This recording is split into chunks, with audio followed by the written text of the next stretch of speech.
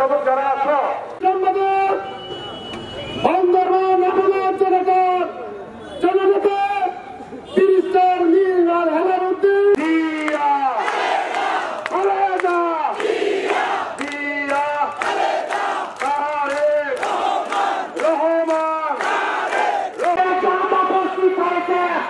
সবাইকে ধন্যবাদ জানিয়ে আমার বক্তব্য শেষ করতে গেছেন।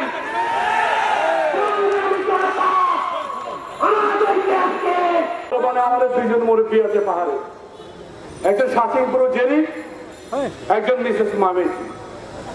দুজনের অত্যন্ত দক্ষ, দুজনের অনেক ত্যাগ আছে দলের জন্য।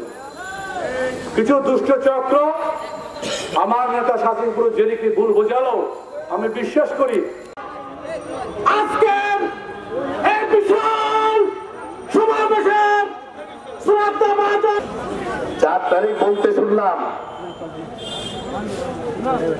শেখ মুজিবুর রহমানের মেয়েটাকে পালায় না। 4 তারিখ শুনছেন না? সবাই শুনছে কেন? টিভিতে দিচ্ছে। 5 তারিখ কি দেখলাম? বাংলাদেশি তো দূরের কথা, নিজের যেগুলো চোর চাপা ছিল যাদেরকে দিয়ে $17 বিলিয়ন চুরি করছে, লুটপাট করে বিদেশে নিয়ে গেছে, ওদেরকে ফেলে লোটামাটি কম্বল নিয়ে পালিয়ে গেছে দেশে। এদেরকে কি রাজনীতি করতে দেওয়া উচিত? এদেরকে কি সামাজিক ভাবে অ্যাকসেপ্ট করা উচিত?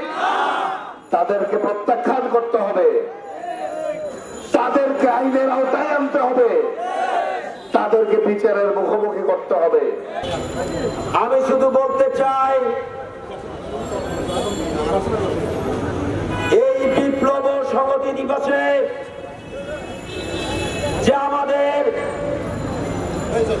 আমাদের নেতা শহীদ রাষ্ট্রপতি জিয়াউর রহমান, তিনি বহুদলীয় গণতন্ত্রের প্রবক্তা।